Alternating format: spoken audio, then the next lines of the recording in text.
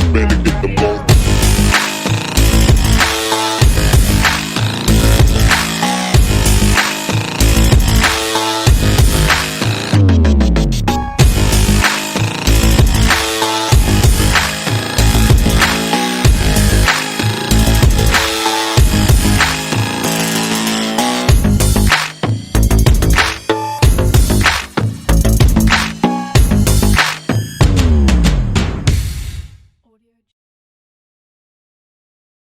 Stands lower than the mic, so like Yeah. before this mic stand was like covering part of my face. You just gotta rotate it up. Yeah, and then you can just This is spin the it. way, huh? Exactly. It's poetic. Okay. That's kind of like when it's like a little children's book, which we could write with Chat AI. Yes, we are. But just where the little kid is doing it wrong in everybody else's eyes, and then it turns out that's the best way ever. Yeah, I was basically like, Jimmy, you are a dum-dum if you think that's the right way. And then today I was like hooking my stuff up and I was like, oh, Dum-dum's I'm okay. wrong. I'm the I problem. love you. That is awesome. No, I'm really excited, man. I was like, I do this thing where I'm really weird about it, where like I don't get nervous for things at all. Like Sure. I can spend like I'm not the type of person like thinks about things. I don't stress about things. And then like 5 minutes before the thing happens, I get like a week's worth of like built up. But the one thing that's helped me so much this last year is I just came to the conclusion that like that I'm not anxious. I'm just super excited because I really am. Like right now, I'm genuinely excited to do this. We've been pushing this for so long, like, and we're here. And like, I mean, like, all we're gonna do is basically get on here and just have a good fun time with our friends. Amen. I mean, like, literally everybody on our guest list is just buddies. Yeah. Speaking of the, nerves that come before whatever's important to you, whether that's a match, whether that's a podcast or a video or whatever, and something that I think can be helpful for you and I, because I think both you and I are like video shy for some reason. Fuck, I hate it. And I think it comes down to, for me, I really analyzed and went deep, and I was like, oh my gosh, it's because I care who's watching. And I think of the people that have judged me in my life that by chance they might see it. And so I got to say everything perfectly and look the right way. It's like, you know what? No, I'm going to think that I'm talking to like Jesus. Yes. Right. Who doesn't, he loves me, Judgment free. Yeah. Straight up. Like my bro, Jesus. Right. Or Derrek, or I'm talking to Dakota, like the people that I'm super comfortable with. Yeah. One of the things that always helped me a lot with it is like, I always have this particular thing where like being intelligent was always my thing. Like, I was overweight, I had all these problems, but I was smart. Like that was my thing. I'm smart. So like my value system is completely based on my intelligence. So like when I say something unintelligent in that moment, I feel like worthless. And that's something I've had to work past, and I don't feel that way anymore. But like that was a big thing that I had to work past in like developing myself, was just understanding that like obviously I have so many other good attributes. And the big thing too is like people tend to like my mistakes, like anybody's mistakes, not just me. Like if you're making a video and then like I fall and I hit my head and I'm like, oh man, everyone thinks I'm stupid. Like everyone, it's gonna be their favorite part of the podcast. 100%. Everybody's gonna. Now you're relatable. Yes, exactly. So like I said, I'm really excited. I wanted to get on here and talk about with Dakota, like some of the least important things that I really want to ask him about is like, see, I'm a watch guy. Like I've always been a watch guy, and I saw him in the Rolex store. Oh, the yesterday. Rolex. Yes. I want to know if he got it. I want to know what kind he got. I know, dude. I'm really excited. 100%. I've always had a thing for Rolexes, and I literally like, I almost like was like so petty and bought myself a fake one at one point just because I wanted one so bad. And then I was want like, to be on the train. I just wanted to, man. I was like, please. But then I was like, I'd feel shamed every time I wore it. I wasn't being genuine. I wasn't being like real to myself, and it wouldn't feel as good. Like because it was the fake one. Yes. Right. Yes, because it's the fake one. If I get a real one though, then that'll be a different feeling. It'd be amazing because it's like it's an earned thing. It's like having a great physique. Yeah. You know what I mean? Like if I just like went and got plastic surgery and they put like fake abs and fake like muscles and liposuction, I don't think you feel the same way. Like I think that's why those people that get liposuction stuff, they always just gain it all back. I mean, there's other science behind it, but like I just think that like there's something so beneficial to whether it's money, whether it's like anything in life that you like work your fucking ass off for. And that's right there is where it's at, because it's the meaning that we attach to it, right? Because if it's about vanity and boasting and all that type of stuff, well, bro, like abundance isn't going to come your way in that way. Whereas for you, it symbolizes all the hard work, all the discipline, the confidence, the courage that it took to make that watch happen. And that's what's beautiful about it. Exactly. Right? And we're all at different levels. Like I feel that way about the watches I have now because like there's like 2 years ago where like I say, like maybe not 2 years ago, maybe 3 years ago, where me and Jenna are in like Aldi's with a calculator because we just have like so little money.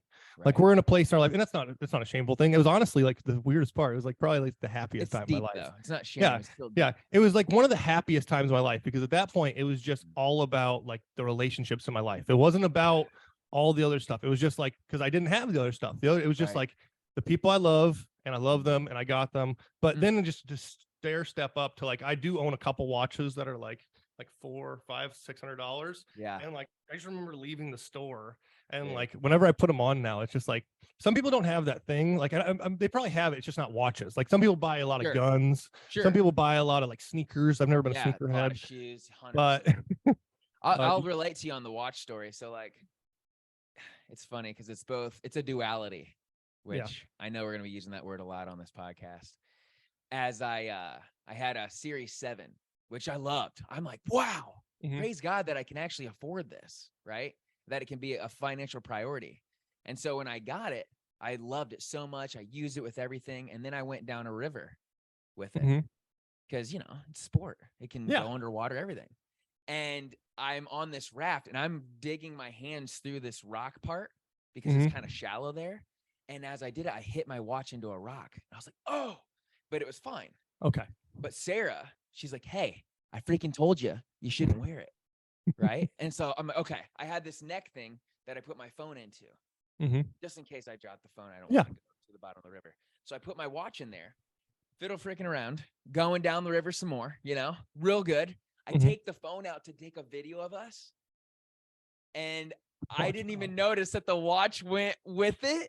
Oh, bro, gone. I searched the whole river within parameters. Within a means. Find my, like everything. I couldn't find it. And so long story short, basically, I even went back the next day and looked for it. Couldn't find it. So I call Apple, have all these discussions, and basically it's gone. Right. Yeah. And the insurance doesn't cover if you can't give it back. What am I paying the insurance for? But anyways, just gone. Sarah's thought was, okay, hey, what an opportunity. You're going to learn from this. And then the next time that you get a watch, in a year or two, we'll be fine. I'm like, no, I'm getting one now. Yeah. Right now. And I wanted the Ultra anyways. She pulled the wife card. She was like, I told you not to wear it. Yeah. And she's mad because like, I'm basically getting rewarded for my behavior. You're like, I'm getting a nicer one now. I'm getting a better one. Yeah. Like I'm blessed. Yeah. Isn't it beautiful kind of though, the way that like and not just necessarily the farther along you get in life, but like where you are in life, opportunities like that. But probably were like me and Jenna's TV broke last year. And like, if we were in an old situation, I'd be like, okay, so we have no TV now. Like that would be our life. Or like the 30-inch in our bedroom is now our living room TV. We'll figure it out. Sure. But instead, my broken 60-inch TV turned into me having now like an 80-inch TV that's ridiculous. Right. And like, and it's like where you go, like it's the place you put in your life. That's one reason I think that there's like such a cyclical nature to people like wanting to be successful and trying to stay successful. I was having this conversation with my buddy the other day. It's not just like status, because status is really important. Like there's no one can deny that like whether you think about it or not, like Jordan Peterson talks about it, like everything is like this hierarchy status system. It's like I've said before, like the reason you want a really nice car is not just because it's an awesome car. It's because no one else has it. Like if everyone else had a Lamborghini, like it wouldn't be that cool because Lamborghinis are actually super hard to drive. Like, you know what I mean? It's right. They're not like an amazing vehicle. They're just awesome because they're limited and they're like, that's like diamonds. True. But like in that same metric as all that, like as you get farther along and these opportunities like fall in place for you, you find that like, I'm trying to find the right words to what I mean here. Like it gets easier to have these nice things come to you. And then it almost like revitalizes my reason for why I'm doing this. So it's like the cyclical nature. Like when I first started, like I didn't think about building this business because of like the way my bills would be easier to pay. It just wasn't in my head. You know what I mean? Right. But then along the way, my bills got easier to pay. It just did. And then it made me so much more motivated to reach more people and help more people and do more. Because I saw like the cyclical nature of when I help people, how it came back to me. And then and then it turns into other stuff. Like it's one thing when there's places in everyone's life, and some people might be there now. Lots of people are there right now. Where like $100 bill could they could find it on the sidewalk and it would change their month. Like that would change so much for them in a month. And then or if they got like a random electric bill that was I remember getting electric bills that were like $80 more than normal. And you're like, oh my, what are we going to do? Right. That's food. That, what are we going to do? And then I think I wish more people could see the reflection of what they could be or what their life could be, because I think that there's a lot of people who don't work as hard as they could because they don't understand the value of what that effort could turn into. Amen. I think you understand what I'm saying here is once you I'm definitely bagging what you're raking. Once you've done the thing, and once you see the way that your work converts into these happier things in your life and less stress, it's almost impossible not to go back. Amen. And it's definitely the meaning. Speaking of meaning, we are Dakota. super excited for this meaningful conversation with Dakota. Beautiful backdrop. What's up, homie? Yeah. Gosh. Yeah, I was trying to decide if I was because I look a little orange, and I was like, I don't know if I should have this backdrop, but I was like, it is Vegas in the background. It's kind of cool. Yeah. So whatever. Gosh, wait, so is that real right now? Yeah, that's Vegas. Yeah, that's amazing. Okay. When you said backdrop, I was like, wait, yeah, that's Vegas. That's created. Yeah, that's real. Is the hotel you're at knock nice? On the window. Do what? Is the hotel you're at nice? Yeah, it's decent. It's them GM, so it's decent. Yeah, I've still yet to go to Vegas. It's one of those things on my bucket list. Yeah, you got to go, dude. It makes you, I was just telling Jackie, it definitely makes you think a lot bigger than what you're thinking, because everything is just huge. Everything. Wow. Dude. Yeah. Well, I'll talk about it. Maybe we'll get into it, but yeah. I'll bet. Yeah. Crazy stuff. Yeah, 100%. We were just talking about it right away. Obviously, I watch all your stuff. So the 10X event looks phenomenal. I'm jealous of people. I was like, well, Mark Wahlberg is there. Tom Brady's there. All these people. I was amazed. And then like I said, we were talking about before. I am a giant watch guy. So I saw you peeping around. You're one of my stores I want to be at, Rolex, and I was like, did he do it? Did he not do it? Did it end up? No, so I didn't get that one because I didn't like it, but they're supposed to have 2 more this morning. So I'm actually going to go back right after this and see if they got one. So I'm really hoping to get one. Nice, all silver? Bro.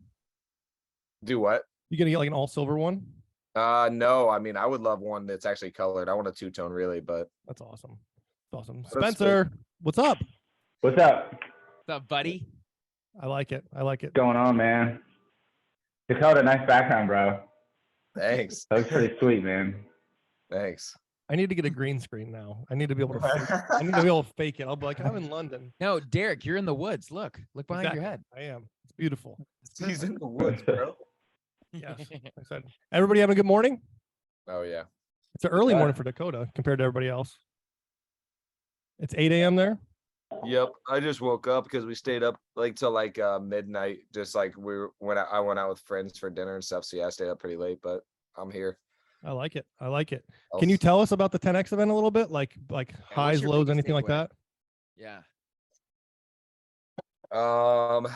Man, there's a lot. I took a stupid amount of notes just because it was a lot of information. I mean, when you're hearing from that many speakers, it was insane. One of my favorites were probably Tom Brady. Honestly, I love Tom Brady and seeing him, but I remember one thing that he said that resonated with me probably the most was that he felt just a deep, basically belief that he had to basically live up to other people's expectations in a way, but he just didn't want to let everybody else down. So he didn't want to let his team down. He didn't want to let everybody else down. And that's really what convicted him to push as hard as he did. And so I thought that was crazy because I was like, dang, I definitely feel that. It's more about not wanting to let other people down than it is just trying to win or anything like that. So that was really what drove him, which was crazy. He said some stuff that was actually pretty sad too. He just talked about how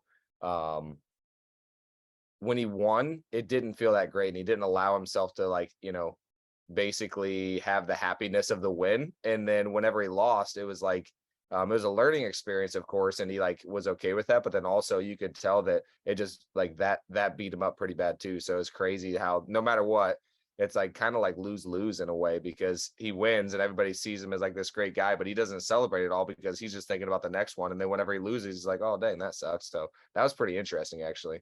I feel like a lot of entrepreneurs or high achievers deal with that. I think it's like one of the hardest things in what we do, though, is like that always chasing the next. Like, I mean, it can be so frustrating, and it's often, I mean, it's so beneficial because it keeps you moving. But like, it's like so often you hit the goal, and then it's like within 10 minutes, you're already like, okay, what's the next thing? I think like in my imagination, I always imagined I'd hit like this goal, whatever goal it matters, and I would be like, that's it, there we are, we made it.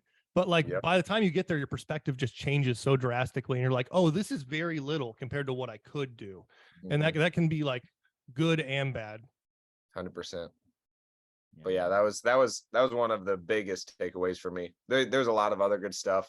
One other guy said, you guys might know him because you guys watch sports probably more than I do. Stephen A. Smith. He's a big sports broadcaster, whatever. He was there. He said confidence comes from the struggle. So I always thought that was interesting. A lot of times we try to prevent the struggle from happening for our kids, for, you know, our significant other and all that stuff. And like confidence, that's where confidence comes from. Whenever you went through something and it was very, very difficult and it sucked, that's where you get confidence from. Anytime I've ever done anything and it was very difficult, that's where I gained confidence. And that's why I consider myself a fairly confident person, because I have struggled. But then also, you know, Ed Milet always talks about self-confidence is self-trust. So whenever you do things and whenever you tell yourself you're going to do things and then you actually do them, that actually builds confidence as well. So I do think that it comes from both, though. Whenever you go through something hard and you struggled through it, and whenever you do whatever you say you're going to do. Amen. I love it.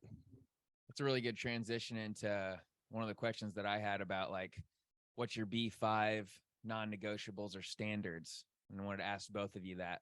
But like, I know that Dakota, that's something that you and your coach have worked on. And I know Derrek probably has similar things as well, like what you do every day to win the day. And so just like, what are those things that build that self-confidence, that builds the self-trust that allows you to show up the best you ever could be for that day? You might want to explain those things, Jimmy, just because when you first said B5 to me, I do those things, but I didn't understand what you meant by that. So in the B form, so like they're all the same thing. B5 is the same thing as what a non-negotiable is, and the non-negotiable is the same as a standard.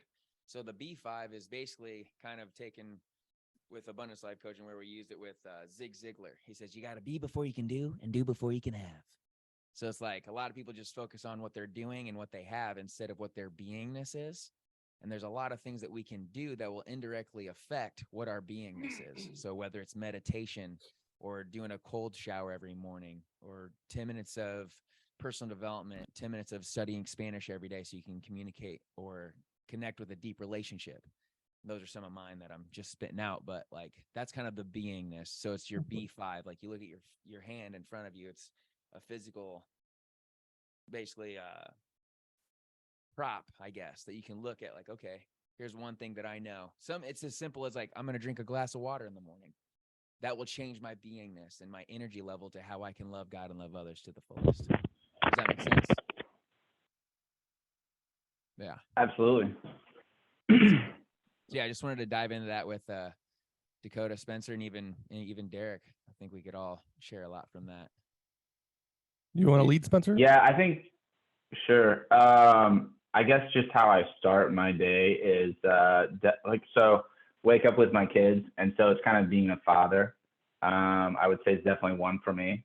So husband and father. But like waking up and just kind of like starting the day with the wife and the kids, getting them off to school, and then hitting the gym would be second. And then I don't know if like some of that, I guess like business kind of intertwines with some of those five. But like for me, it'd be personal development. So I usually try to do like at least, like for me, it's kind of convenient because when I'm out prospecting, I typically always have this in, and I always have something playing in the background. So you always have personal development playing regardless, like just as I'm out knocking on doors, because that also helps, you know, when you get a door slammed in your face to have like somebody in your ear. But so yeah, personal development. And then, you know, I'm a huge Christ follower. So keeping my identity there and like my foundation on that, and not some of the earthly things. So, you know, I spend, I would say at least 10 minutes a day in prayer. And then, you know, that kind of keeps me based. But I don't know if that's 5 or not. Yeah, that's fair. It doesn't have, it could be just a B1 for somebody to start out sometimes, Yeah. you know? Yeah, that's beautiful. Yeah. No, yes, those are probably the pillars that I try to stick to the most. And then, yeah. Love that, bro.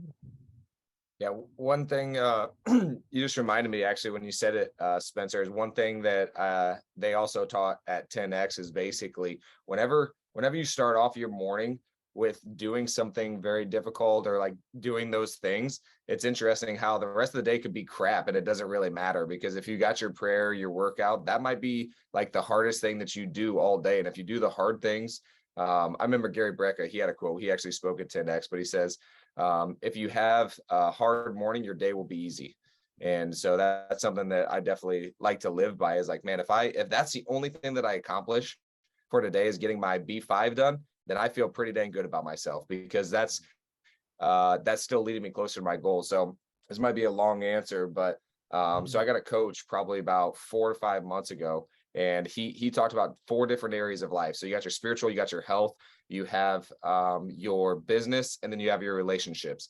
And so what he really talked about was creating 2 to 3 goals for each different area of your life. And so that's what I really focused on, was each different area. And then you have a big goal, and then basically you break it down into your standards, which is your B5, your daily action. What am I going to do daily that's going to get me closer to that?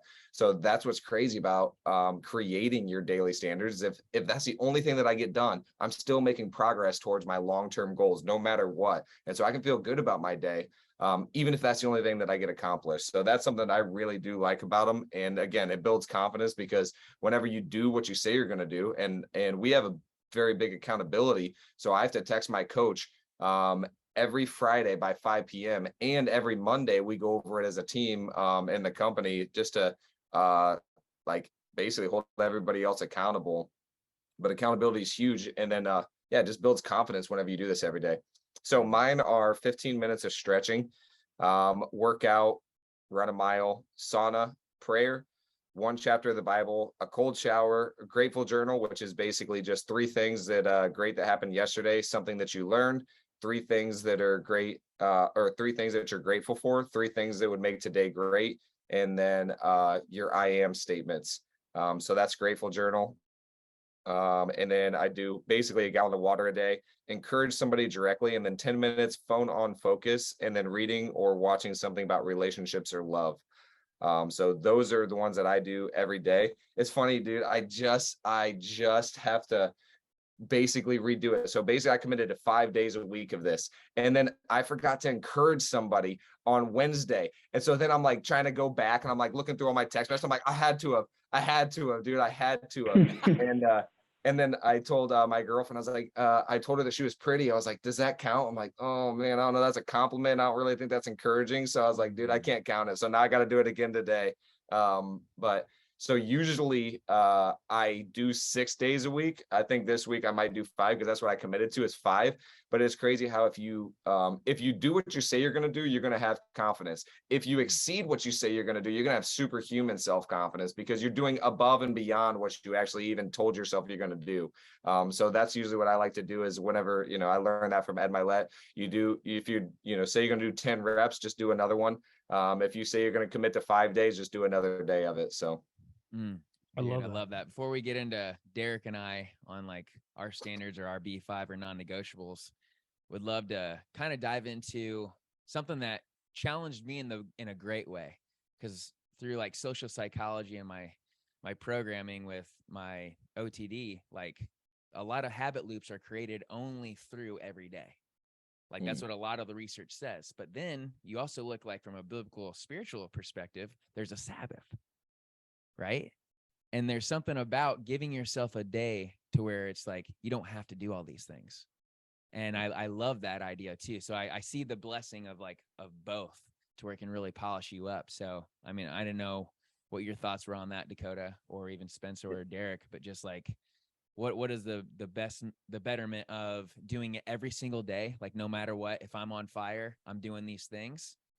Or is it best to do 5 or 6 days a week, to where you giving yourself a Sabbath, and then it's just a choice because you wanted to? I like having at least 1 day off for everybody. I mean, obviously that's biblical, and I definitely think that it's for a reason. I think that it's easier to push yourself. like I can push myself so freaking hard. If I know that I'm going to have a rest day. It's crazy how, like, you know, imagine you're doing something hard and you think it's forever. That's why I think people get stuck in jobs a lot of times, and like they get messed up in their head, is because they think it's forever and they can't, like, if they knew they only had to do this for a year and then it's going to get them closer to whatever their path is, it's easier to sustain, like going through the struggle and going through the bull crap, because like, dude, this is temporary. I know I'm only going to be doing this for so long, and technically everything is temporary in life. So that's something that, I think it's just easier for our minds to rationalize. And yeah, like you said, whenever you have a day off, it's crazy. It just feels so good. And then like you're actually more propelled to do it again than the next time. So on Sundays, I just like, I don't track my water. I don't track anything.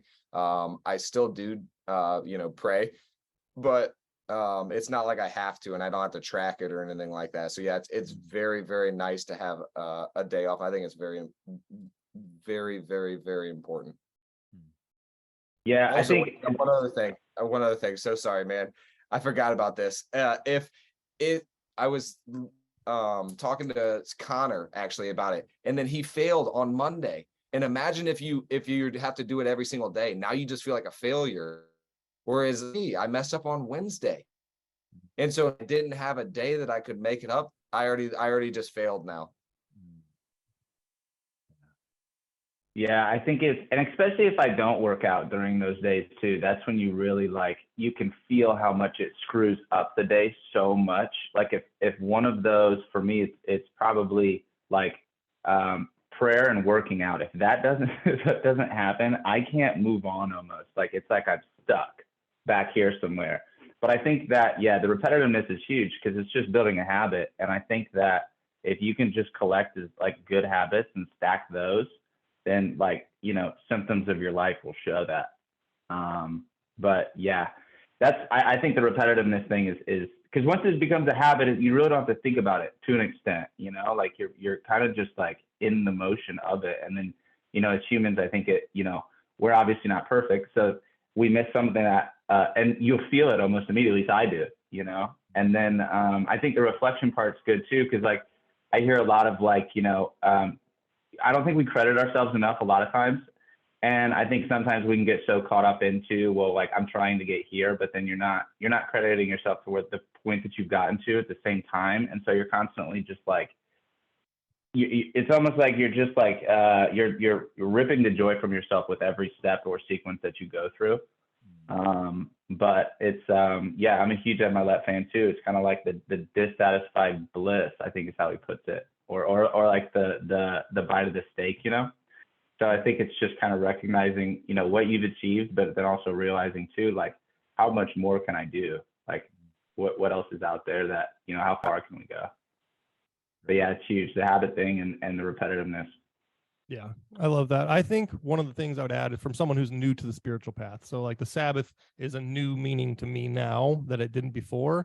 And like, I think most people, like from my perspective, like a lot of my B5s would be like hard things. They'd be like very difficult training, things like that. So you actually need a rest day, like you have to, but like even more so, rest days almost like have a negative effect that I like. So like what I'll like rest days were like, if I had a day from these habits away, it would be like Saturday. And then Saturday might also be the day that I drink alcohol. And, Saturday might also be the day where me and my wife eat a pizza. And like Saturday might, and then what I find from that, rather than where people will be like, oh man, that's gotta I'm trying to think of the right perspective here, but like it would do the opposite. I mean, it would make me feel like such shit. But the benefit of that is like Sunday, I'd like wake up feeling like garbage and I'd be like so motivated, like, okay, now we got to eat clean. I would go into Monday, and dieting Monday through Friday was easy. And then by the time I get to Friday, the end of the week, as I'm starting to be like, man, I could use one of those like screw off days. And then I would do it. And then once again, I'd wake up Sunday morning and I'd be like miserable again. And it's like, it sounds like a negative cycle, because it probably is. But like for me, with some of the bad habits I've had in the past, like for me, just knocking out all my bad habits in one day and just like getting it all off my mind, getting it all out, and then wake up in the morning with that crappy feeling and knowing like, okay, I don't want to feel this way for the rest of the week. Let's fix this. Let's get back on the ball. Let's kick ass. And then that's why, like I said, like you'll see me in the hot tub a lot on Sundays. That's like I'm back in my habits. I'm R&Ring, like I'm preparing for all the ass whooping I got to do this week. And like, but that only exists, that R&R on Sunday. It's like recovering from what I did for the week, but also recovering from Saturday where I let myself loose and I had some fun. Mm-hmm. Yeah. I always tell Jimmy, the rock eats some French toast and some bull crap one day a week. He has a cheat day too. So yeah, I've been experimenting honestly, because I do that same thing. I do it on Sunday, dude. I eat like crap. I do whatever I want. I eat whatever I want. Freaking if I want to drink, whatever. It's on Sunday. But what I've been experimenting with is actually like not eating at all for an entire day. And just fasting, which has been interesting too. So I'm actually going back and forth between going crazy, eating like crap and like just doing whatever I want, or doing nothing and eating and then just like really resting on God's word. So it's like I'm experimenting with both, and maybe I'll do one once a month instead of like not eating every Sunday. Maybe I'll do it once a month, and then the other ones I'll just eat like crap. But yeah, that's The Rock does it, dude. So it's got to be working. If The Rock does it, it's obviously. That's what happened to me when I was like, for me, I'd look at everything as red light, yellow light, green light. Red lights don't go into my body because I'm a freaking jet engine. Like I'm a jet. So I'm not putting moped fuel in there. Duh. So that's just how I always operated. And I thought the champs, like all the baddest dudes, that's what they did. And then Jordan Burroughs, 5-time Olympic gold medalist, like just monster, world champ, like just amazing. I always looked up to him. And I saw him having a milkshake. I'm like, dude, what? It just blew my mind. And honestly, that's where I've actually done something similar too. Like, because Derek, you were talking about kind of your B5, your non-negotiables. They're freaking hard, right? Yes. And it's like, so which realm of, let's say, the table? So I used to do a box of peace, but I've realized it's more like a table and there's legs that hold the table up to make it even. So like physical, mental, emotional, and spiritual are the ones that I really target. And so when we look at that, it's like, okay, which ones are you doing for the emotional? And it's like, oh, what if every day you're going to connect with a deep relationship? And it doesn't matter who it is. And I mean, it could be your grandma, right? Because a lot of us, we just forget to do that. And then it can change. It could be Dakota, it could be Spencer, it could be Derek. You guys are a deep relationship to me. So if I do that, I'm checking it off. But I do respect also kind of the hybrid between what Dakota, I feel like Dakota and Derek, you guys are on the same path of like, we need a Sabbath, bro. And then Spencer and I are more like, if I don't do it, I'm not functioning right, you know? So it's so cool to like, when you chunk up to where you make it like a broader, like not even just goal, but intention, that it gets like so liberating. Because then when you achieve it, it's like, oh my gosh, like I said 30 minutes of personal development. So actually doing the podcast, getting to hear from Dakota, Spencer, and Derek today, I'm hitting my freaking 30 minutes of personal development because it's chunked up. Used to be specific. I have to read 2 pages physically or 10 minutes audio, right? It's like, no, bro, like just chunk up a little bit and make it to where it's not easier, but really more achievable, I guess. Yeah. It's like, it makes it a SMART goal, really. And that way with Connor Brummett, like I freaking love him to death. That motherfather, he goes so hard that like, he just piles up, let me do a B12. You know what I mean? And then he's like only hitting half of them. And then he's in shame, right? It's like, bro, dude. And all of us do that. We get like super ambitious. Let me take on the whole mother freaking world and be everything for everyone. And I'll be good. Yes. I'm on that Jesus tank, you know? But I really appreciate that like there's a duality here with everyone to where it kind of becomes habitual anyways, because I know that I may not show up the best if I don't have 30 minutes of a physiological expenditure. It used to be exercise, right? But now it's just movement for me on my B5. If I just move like literally 30 minutes a day, I feel like a rock star. So ultimate frisbee, whatever it is, it checks off. So yeah, that's I pretty feel like I'm getting old in like the sense of like I get so much more out of stretching than I do lifting nowadays. Like on such a like I'll lift and like I'll be like feel great. I mean, obviously I'm in my head, I'm like the greatest there ever was. But I'll stretch and I'll be like, it'll be almost like spiritual. I'll be like walking around afterwards, I'm like, my voice sounds like this because I just feel so good.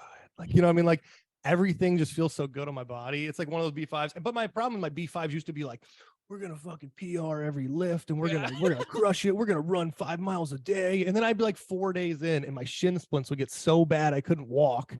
And then I'd be like, well, I made a promise to myself. Now I got to do it. And then I'd push it so far because I am stupid and I'll just like keep going. And then all of a sudden I can't walk. And then I'm like, well, now I can't do anything. I just like ruined the whole process. So it's like you said, keeping consistent with that. But this like it's a perfect way to bring into like what I was going to ask Spencer about. We're talking about like everybody doing the basics and like how like we have these basics in our day-to-day life. And like one thing that I like that Spencer does, 1 second, my computer's being stupid. There we go. But one thing we all do in like our day-to-day life is like these basic things. We see how they are like the foundation, everything. And one thing I found myself in my business is that the most powerful things I can do are the basics. And like one thing I've always liked about Spencer, which is just like a random example, is okay. I hope you guys can see me. My computer we can is see just, you. okay. You can see me. I can't see you. Give me 1 second. I'm back, guys. Sorry, my computer's hopping all over. For some reason, it was exporting something. But Spencer still door knocks to this day. I know I'm not like I'm on the hype train with Spencer about this all the time because like Spencer runs a very successful insurance business. And he's at the point where he could literally just work at the office and like, you know, just grow it from there. But the thing that like that people do at the very beginning when they're desperate for clients is like they just go to Additions and door knock and like hope they get something.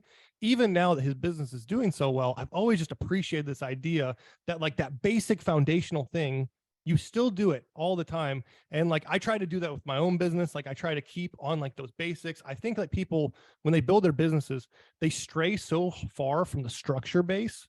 You know what I mean? Like the structure that created it all, the structure that made it successful, the structure that did it all. And they start thinking these big picture items all the time and they forget that structure. So like I was going to ask Spencer and obviously Dakota as well, like how important is you to keep those basics in place, like just for the business to function, for you to function, for you to keep everything in check as you grow?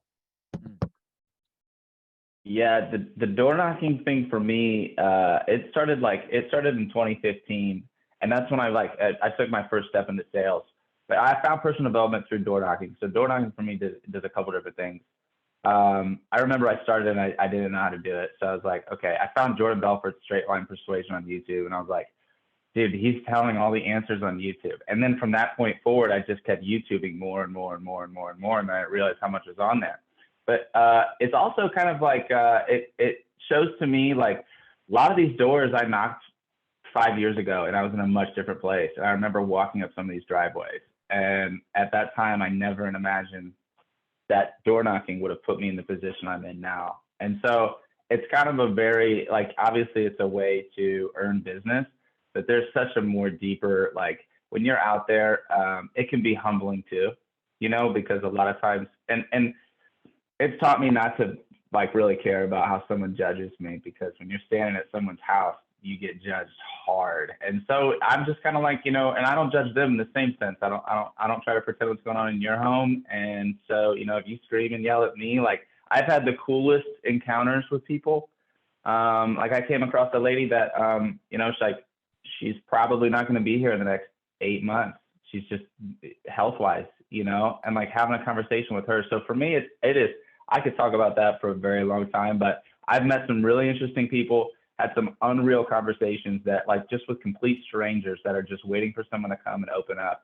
And so I feel like I'm meeting people in a way in that sense. Now we're starting, I can't really scale that very well because not too many people want to knock doors. So that's something we're working on now. But like, yeah, for me, it takes me back to how things started. It humbles me. And then, you know, I can kind of meet people in really, really interesting ways. People want to talk. Like I've realized people really want to talk to somebody. And sometimes when it's the person at your door that they don't know, they feel like they can almost tell you everything. And so it's been a really cool experience. Like I value it. It's taught me a lot. obviously it's good to be able to communicate and like overcome objections and stuff like that. But like at the base of it for me, it takes me back to 2015 and proving to myself that that's something you can do if you work on yourself and you're just persistent, you know? I love it. But yeah, the door knocking thing is amazing. Serves me well. Yeah, I think like my perspective on it that I bring back to myself is like I've been personal training for 10 years and now like the coaching side of the business has grown so much, and coaching like I can do from home, you know, there's so much, like it's such a more beneficial path even for the client in some cases. But like I never stop personal training because there's something to the perspective I gain when I'm like hands-on with this person that's struggling in the moment and you're watching like them day to day change in front of your eyes. Like that like just always revitalizes how important this is to me. Like why I did this in the first place. Like when it's coaching and like we're helping people from a distance and, you know, they're following the plans, it's still awesome. I love it. But there's something so different when I'm in person. And like 3 weeks ago, I watched this person who was like scared to even get into a machine. And then here we are, and they're like crushing it. They're doing it so well. And you can see the pride in their face. You can see all these things. And like, that's why I think that sometimes we lose the basics in a business, because like for my structure, like it would probably be advantageous of me not to personal train. I'd probably make more money. I would like, if I just leaned everything into coaching, just did that all the time, it'd probably be the best. But I don't think it would be the best for me in the business. And I think that's something that people forget. They just chase what's going to be the best for the money and not what's going to be the best for the business itself and you. Yeah, it's hard. You can I'll say door knocking can help build confidence. It did for me, because if you can do that, I can tell myself like, okay, what else is there? You know what I mean?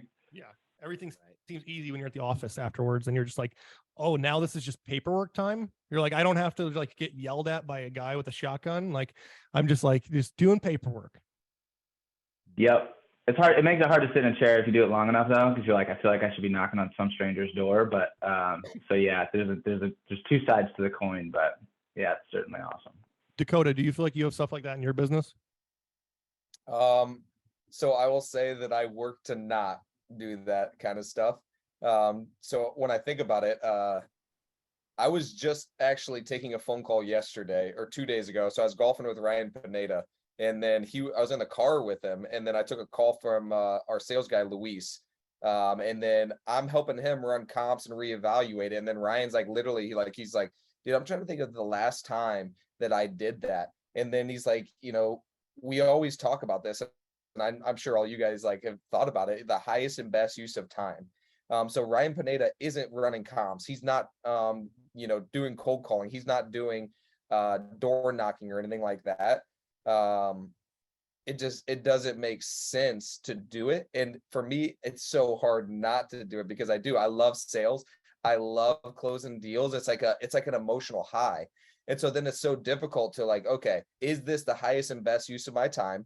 Or do I enjoy this? And that's where it's so difficult to find, because I love sales and I enjoy it so much. But at the same time, I have to do what's like best for the company or best for what I'm doing. But I like what you said, and that's what I think is very important. And I think it's important, even going back to what we were talking about earlier about our goals. Whenever it's difficult, we like to do hard things. And same thing with like Spencer. He's loving to do this because it's hard, and there's building confidence because he's struggling through it. Like, you got to struggle and you have to do this stuff. So we continue to like to do these hard things, though, instead of thinking about, okay, what is the highest and best use of my time? It's like, let me just put myself through some crap because I like to do hard things. But I think what's important to do is like to reevaluate your goals and where you're going, and to, again, do the daily action steps that's going to get you there faster or closer to it. And if you love to just do it, then sure, I think you should do it. But like, I cold call for content. I don't cold call because it makes sense. It doesn't make any sense, honestly. I just like to do it, and it is really fun. And then now I get to put that out as content, which brings in more people to us, which brings in sales leads, which brings in all this other stuff. But it doesn't make sense for me to cold call when I could go and pay somebody $15 an hour, train them, and probably get, like, let's just say 70 to 80% of the same result. And I was thinking about this yesterday, actually. I was talking to Roham, which was like Ryan's guy for a while, who like helped him onboard people. If Roham is talking to somebody about joining Ryan's program, he's got to work really freaking hard to get them to come in and all this other stuff. if Ryan just got on the phone with these people, I would say Ryan would close at a 95% because they got in because they want to join Ryan's thing. But at the same time, like Ryan can't take every phone call. And it doesn't make sense for him to do that. And it doesn't align with what Ryan actually wants for his life. So Ryan would rather have somebody close at a 60 to 65% closing ratio and, get them and then hire 5 of them instead of him taking all of them because he only has so much time in a day. So I think it's just important to just reevaluate where you're going and make sure that your daily actions like commit to that.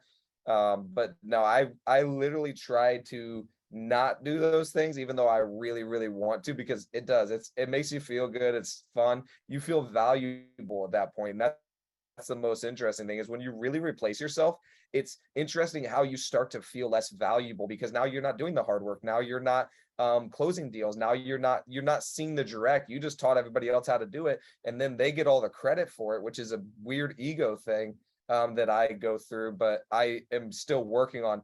I want to basically do nothing, rely on my team for everything, and then they get all the credit. And then if it messes up, then I don't have to take all the blame. I choose to take all the blame because it's the leadership and I'm the one who like trained them. So then I would take all the blame for it. But it's definitely a weird thing where I'm like, dude, I just want to close a deal and be valuable. But I am continuing to work on getting myself out of that. I could go into like a million subjects on this. I'm not going to, but I did have one that I know I really wanted to ask Dakota specifically because I know he has a lot of employees. Spencer, do you have employees right now? No. Okay. Well, it might be valuable for you. I know Jimmy's got employees coming on. I have 4 employees coming on. And one of the things that I see a lot in the business world, I actually had a conversation with someone the other day about this, is like, as a leader in their business, they can almost be like a power trip. And I'm trying to like describe how to be this is like, they will, like, you're going to do this because like I told you to. Like that's like the classic like mom answer, like because I said so. Like there's a lot of people who pull business like that. And the way I look at my business as it grows, like I want to be the guy who like one of my people did really good last week, and I took him out to this amazing brunch full of all this stuff. And like I'm always just trying to be like, I appreciate you, and fuck, you're doing so good, and I'm so proud of you. And like I'm just trying to feed positivity to them on such a scale all the time, because I feel like I've had jobs before where like I was digging holes all day doing construction, and then the boss would show up and be like, that hole sucks, and you're like, what, dude? Like, it's freezing out. I'm digging a hole all day. You don't even appreciate me. And then I've also had other jobs where I was so appreciated that they could call me like 5 minutes before I needed, like 5 minutes before like the store opens, and be like, hey, can you be there and work all day? And I would be like happy to do it. I'm like, because I appreciated it. They made me appreciate them. I appreciate them back. And like, so as a boss, as I'm bringing this on, it's confusing for me because I look at these things. I was just watching a podcast the other day where they were talking about how in a business, you don't want to be like a yes man with your employees. You don't want to like show them too much appreciation, as much as that sounds backwards, because what you can do is you can stop them from chasing the initiative of like trying to earn that so much if you feed it so much.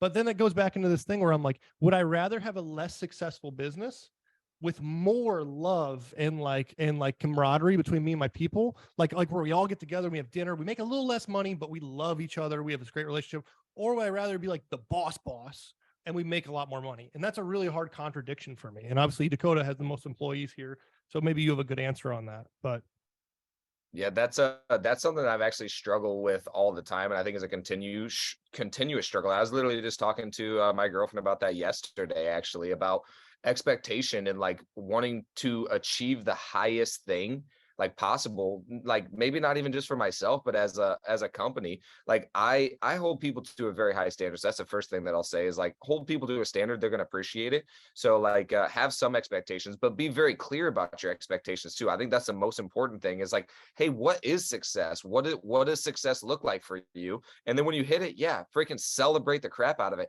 When you don't hit it, we're gonna have a conversation. I think people actually respect that and enjoy that more. I know a lot of people reach out to me because they want more accountability, and they know that I hold myself very accountable and I hold my team very accountable.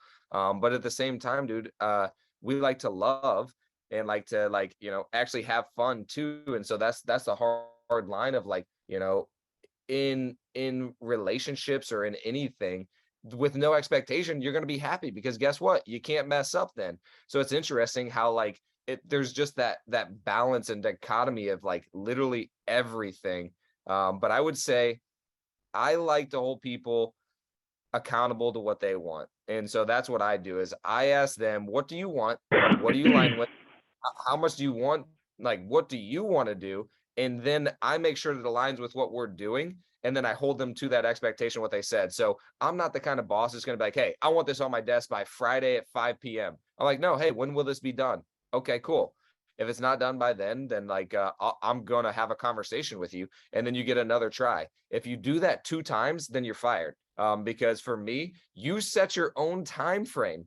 You said that it was going to be done by this time, and then I gave you another shot, and then you still didn't get it done by that time. That to me is now it's like it's a problem, not so much with the task, but with you as a person. And so that's what we do is like I let them choose how long it's going to take, and then we make sure that it's reasonable. And then I'm very clear with my expectations on hey, like we want it to be done in this time. With this is not okay, and like I need to continue to work on that because I always want to make sure that they know how to be successful, because that's another difficult thing whenever you're new in this is like you don't know, well, is it me? Is it them? Are they the wrong person? Was I not clear enough? Did they not know what to do? It's like it's very difficult whenever you're building these processes and doing it. And honestly, like half the time I don't even know if I'm doing it right. I'm just like continuing to work on it. And then I like to make sure that there is no doubt in my mind that it was not because of me. So I continue to let people mess up.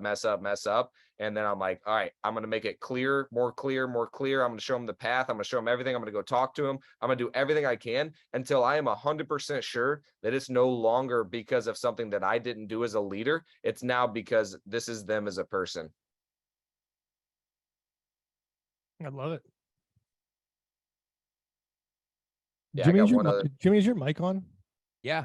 Oh, sorry. I thought you said something. I couldn't hear you, but I don't know if it might have just. I just been a lot of yes. Okay. Your mouth was moving, but it was like. Dude, you did make me think of another analogy, Derek. I remember when I was landscaping, and there was a lady, and she was basically well, let me go back. Actually, I was landscaping this other person. They were just telling me how horrible a job we're doing and how like we blow the grass in their rocks and stuff, and they, we don't do very well. I was like, dude, screw this guy. Their freaking lawn looks better than anybody else's, and I do like I work really hard on this, but I just went really fast and wanted to be like, dude, F this guy. Then there's another lady that came out. She's like, you guys do such a good job. I love it when you guys mow my lawn, and like it was so great. I work so much harder for her, and I make sure that it's even more perfect. She was already happy. I'm going to go above and beyond now just because of that. So I think it is important to know who you're working with, because some people like that freaking hard dude. Hey dude, I know you're not freaking pushing. I know you're not doing everything that you're supposed to be doing. And like, you need to step up, and like, that's not good enough. Like some people like that, but then other people want some appreciation. I like to balance both, appreciate them as much as I possibly can, whenever I can. And then whenever they're not living up to whatever they said that they're going to do, that's when I'm like, dude, hey, this is not acceptable. But I definitely think that positive affirmation is to me way more effective. If you tell me you like something that I'm doing, I'm going to work to do so much more of that. Absolutely. Yeah. Appreciate. I like that. Yeah. It's like I came from the industry where it's like, you had a sales quota, and like if you miss that quota, you have basically 2 months to fix yourself. And a lot of times you'd see yourself kind of get into the pattern, or you'd see individuals get into the pattern of just kind of like underachieving. And so I've held such a high standard to myself, and that's Dakota. That's something I've thought about, is like, as we hire, like, is it fair to put that same level of accountability that I have on myself onto somebody else? And maybe that's finding the right people or having the right culture, but I do know every individual is different, and so it can't just be like accountability massive for all. But in what level of accountability, I guess, is how do you, hold that person. So I like what you say, where it's like you kind of let them set that level for themselves, and then you hold them accountable to the level that they put. But yeah, that's something I've been thinking about a lot recently. Yeah, I'm sure there's a high level of all of your people that work with you, Dakota, on understanding your mission and your vision as well, to where they already understand what that is when you're asking those questions of like, what do you want to accomplish? Yep. That's what I was going to say too. Is like, yeah, it's not just like, all right, well, hey, I want to be, a 5 out of 10. Cool. Well, we can be friends, but you're not going to work for us. So like there is still a standard that like I'm okay with whoever wants to do whatever. It's just do you align with us or not? And if you're like, honestly, I would say everybody on our team is like a 7 or up. And in the 7 is continuing to work on themselves. And so like there is a standard. And one other thing that actually I learned at 10X that I didn't even think about is when you look at these professional athletes like the NFL, the NBA and stuff, dude, they switch players a lot. Because guess what? If you're a bad apple, if you don't have a good attitude, or if you're freaking like just not even at the same level as everybody, you're going to get traded. So that's how we should run our businesses. If everybody ran our businesses like these professional athletes run, you're going to go to another level. You're going to be the freaking best because you just trade in and out, and then you hold people to a standard. You try to help them grow to whatever it is that they're going to try to be. But at the same time, if they're not working out or like they don't have the right attitude or something, then guess what? They get traded. Yeah, that's beautiful. And that kind of comes down to like the mission and vision, to where they understand like what's expected. They understand what you guys are not trying to, what you are achieving, right? There is no try. I love that about Dakota's business too. But when you start to understand that, it's like, okay, now we're having a conversation of how this is going to be a symbiotic relationship where both of us are advancing, right? What does that look like for you? And I think that's so beautiful with everyone's business, or even a relationship in general, of like, hey, like, here's some of the things that have added to my experience as a human and how I experience things now, and like where my expectations are for myself to show up the best that I can. And I'm praying to God that it's the same freaking case for you, to where we can like level up together. Yeah. I really like the thing where you're like figuring out what kind of like leadership they need, like being individualized to it. Cause like the one thing I struggled with a lot coming in, I think I talked about it on your podcast, Dakota, is like, like you're always looking for another you, but like if there was another me, he'd be doing exactly what I'm doing. Like he'd be my competition. You know what I'm saying? So like if there was another Spencer, he'd be door knocking right 4 steps ahead of Spencer, like 3 houses down all week. Like Spencer be chasing him. So like it's just like, so the people you find are rarely going to be another you. They're going to be something different, and it could be better. You know what I mean? But like figuring out what that means for them can be like super important, because like even like with a relationship, like, you know what I mean? Like a lot of people, I think the struggle they have in their own marriages, the struggle they have in like their friendships, stuff like that, is like they hold expectations based on what they would do or what they would want, or how I'd want to be loved, or how I'd want to treat somebody, or how, but like, I mean, we've all like married. Dakota, you're not married. You have a girlfriend though. So this works perfect. But it's like we all know, like when you're sometimes with your wife, like there's things that make complete sense to me. And then to her, she's like, you are a fool. And then like, and obviously there's the exact opposite end of that spectrum. So it's like, if you try to treat everybody in life, your business, your relationships, like they're another you, you're always just going to end up disappointed, because like that's the beautiful thing about it. You are the only you. And like, no one's going to be you better than you are. Yeah. And I love understanding too, like that communication is the response you get no matter what. And that really like helps you to take responsibility of like how you delivered it. And then them realizing that's the same freaking phrase and structure and principle that they are doing to you. So it's like, oh my gosh, like, so when I said this, you felt like honestly betrayed. It's like, okay, interesting. Oh, because we had an agreement a week ago that I totally didn't even think about. It's like, wow. So just like understanding, like, it's funny, like the 5 love languages, there's 3,000 love languages, right? Beyond just the 5, but that's a good start, where we can all understand that there is literally like so many methods and ways in which we communicate and love each other, that, dude, if we just be intentional and change our awareness, like as that awareness grows, like we'll be able to make more change in our lives, and is including the other person's life. So that's where I feel like a lot of us, we just kind of get lost in the way that like something could have been easily fixed or made better if there just would have been some communication. And a lot of people don't even know how to communicate.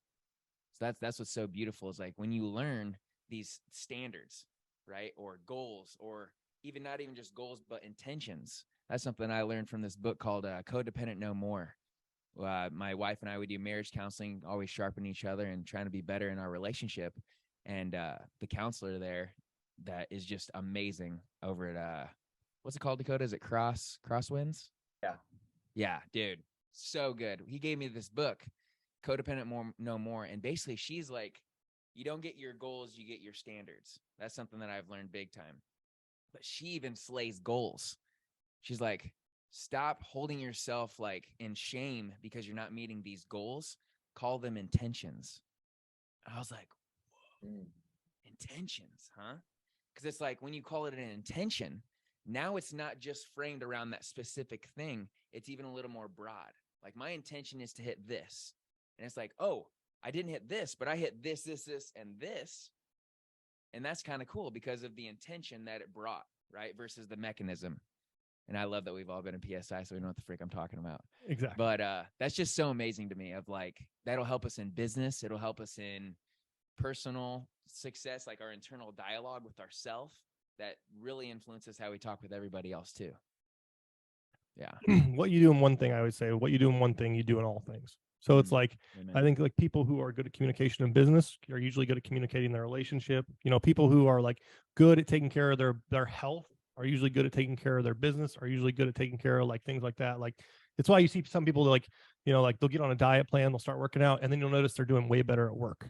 So it's like, because their intentions and everything in their life is pushing towards like when you're in a negative spiral, you just spiral with it everywhere. And when you're in a positive spiral, you spiral with it everywhere. So it's like, as long as you can keep your intentions going the right direction, you know, you'll almost always fall down the right path. Yeah. I wanted to side tangent on this because I know we said it earlier. You said something about landscaping, Dakota, and from a guy, I did 8 years of construction and I fucking hated it. And like, you know, but like the backbone of me as a person, I forget sometimes, is built on that narrative of like so much of my, like, we talk about this a lot. Like I talk about this a lot, at least, is that like hardship creates good. Hardship is so important. I think all good only exists because bad exists. Like you cannot enjoy good without some bad. That's why you like I said, if you have like a sinus infection, like you don't appreciate breathing through your nose right now, but like if you had a sinus infection for the next 2 weeks and then it's over and you can breathe through your nose, you're like, oh my gosh, this is the best thing ever. But like right now we can all breathe through our nose and none of us appreciate it in this moment. It's just this good example of how like you only get good when you have bad. And like the one thing, like looking back in your guys' past, I don't know your guys' past very well. I'd love to like hear about it.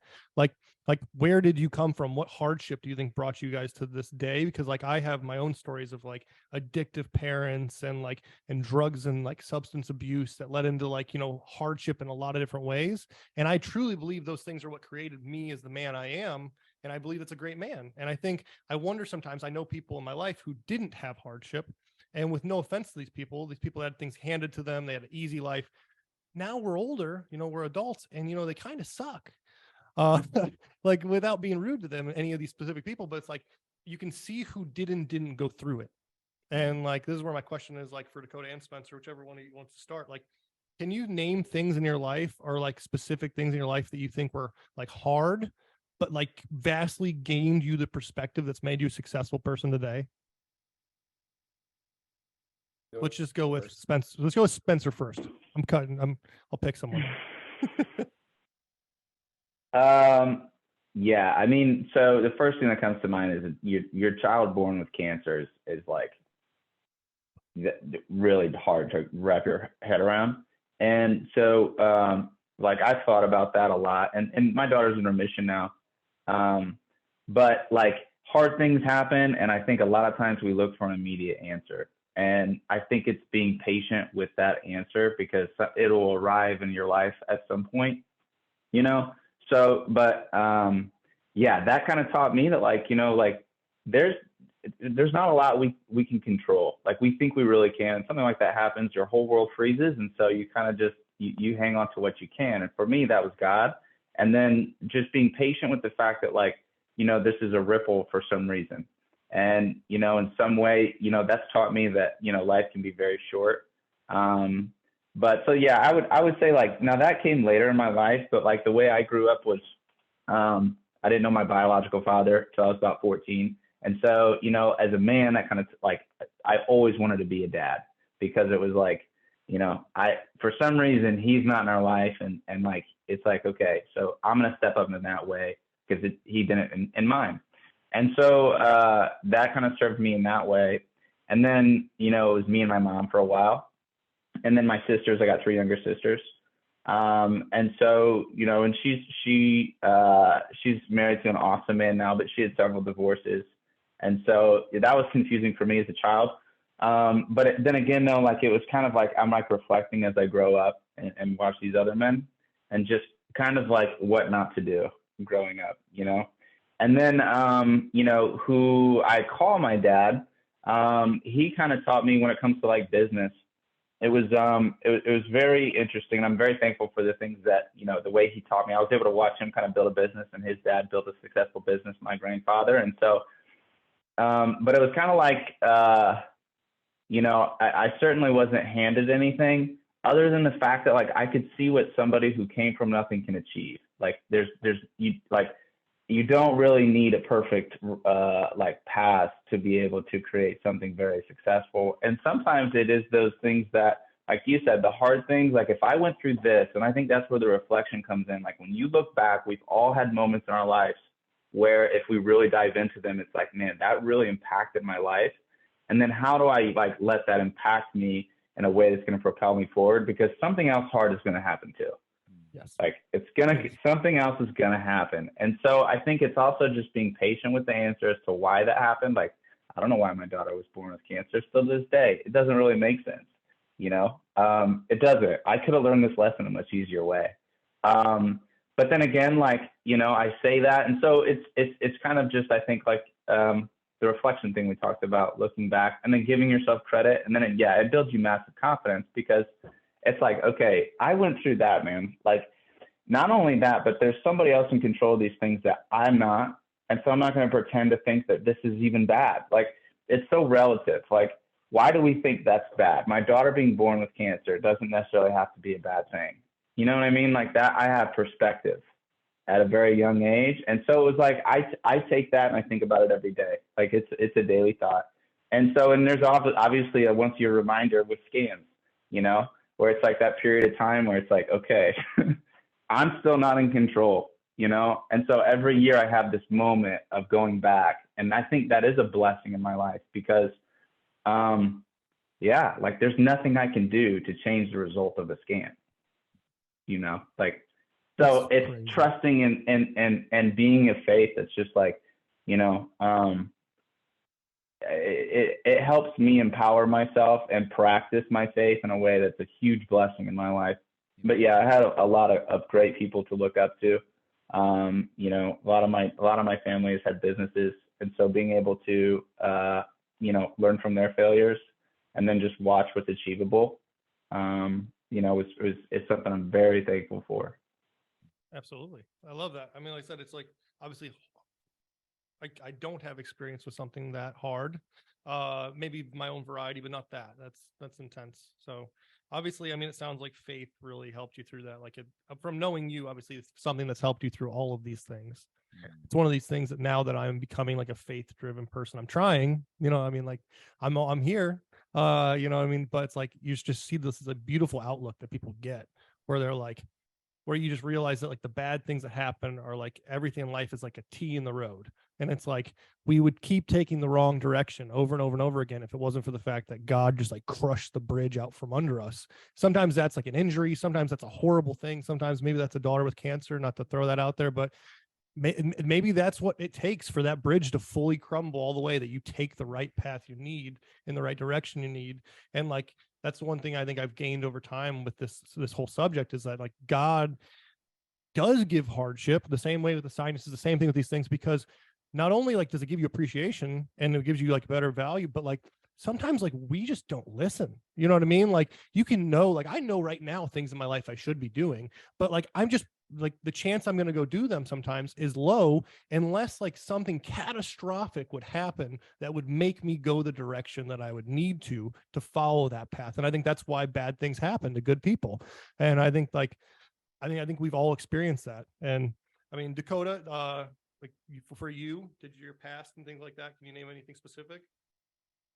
Yeah, I can definitely, I got a couple things. I did want to just actually talk about some stuff that Spencer talked about. Like, first of all, man, that's crazy. I did not know that about your daughter. And like, that's for me. So I always think about this. I'm like, dude, everybody experiences trauma differently. And then we always judge how hard it is.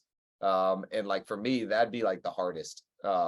Like for me personally, I'd be like, dude, that's, yeah, I can't even imagine like my kids, you know what I mean? Or whatever, it's children and seeing stuff like that. It's just like, yeah, crazy. But what I do want to mention though is that again, everybody experiences trauma differently. So, you know, Derek, you talked about, you know, some people didn't have to go through anything hard. I find that hard to believe. I think that everybody goes through hard things.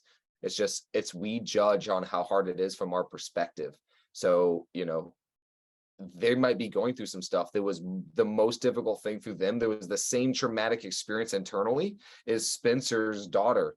But to me, obviously, like that seems way worse than anything I've ever been through. I've never been through anything like that.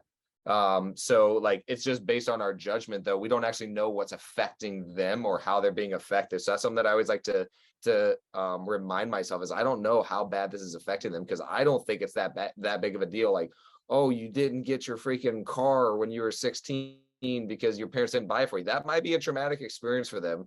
But to me, it's like, dude, suck it up and stop being a baby. So it's based on my judgment, though, of them. We don't actually know how hard it is for them. But you know, one thing that I like that you guys said and you guys kept saying is that things happen for us, not to us. And so that's the light that I like to look at things. It's like there's always a positive outcome that can happen from whatever you're going through. Sometimes that's deeper connect with other humans. It's helping other people go through the same thing that you've been through. So you just don't know how it's going to help other people or help yourself, honestly. But so some of the things that have affected me a lot and changed my life was like in PA, I tell you, go back to the first memory. And so my first memory that I ever had was probably me about 5 years old. I'm getting off the bus when I'm with my two sisters. I'm the middle child, so I have an older and a younger sister. My younger sister was actually in the house when all of this happened. She was there. My older sister got off the bus with me. Walk up, I see my aunt up there, and then I'm like, hey, where's my parents at? You know, my mom and dad aren't there. So she's like, well, your dad's in jail and your mom's in the hospital because my dad like beat my mom pretty bad and shot at her. Like she was unconscious. He tore her to the ground, literally water everywhere, and hit her in the head with it. Like she was unconscious and he thought she was dead. That's why he stopped. They were always on some drugs and stuff like that. You know, there was a lot of drugs and alcohol and stuff in their lives. Yeah, from there I was just like, oh snap, like my parents are gone. And oh, so my internet connection is unstable. Can you guys still hear me? It's breaking up a little bit, unfortunately. Yeah. Well, we can hear. We know what you're saying though. Yeah, this is beautiful. Keep it going. I want to hear this. Yeah. So once they were gone, basically what I felt like in that moment, which is crazy, in that moment, I was like, all right, it's time to step up and be the man of the house at 5 or 6 years old. And that part of me has like stayed ever since, and I have not lost that. Like I have a deep connection with that, like the step up, be the man. Like I got to be there for everybody. And that's why, like, when I hear people like Tom Brady say like he's got to do that for everybody else, like I have a connection with that that's like so deep seated that it's like it's impossible to break and to get out of me, because like I connected with that experience so much that I am going to be that. From there, I actually ended up going with my mom and stuff. I don't know, it was probably a couple months later. From the we actually got taken because my little sister got molested, and basically went to foster care after that. And so I was in foster care for a couple years. So yeah, just it helped me to appreciate just taking care of my sisters, honestly. And there's some other stuff that happened that really messed with me, because I told myself I was going to be the protector, and then when that stuff happens to my little sister, then I feel like I failed at that point. So that's something that was difficult for me as well. But the crazy thing is, all of that like really shaped me into the person that I am, and like in a lot of ways, it was very good. You know, it helped me to step up, be a man, freaking like take leadership of my life, and make sure that I'm there for other people. But in other ways, it also actually like held me back from connecting with human.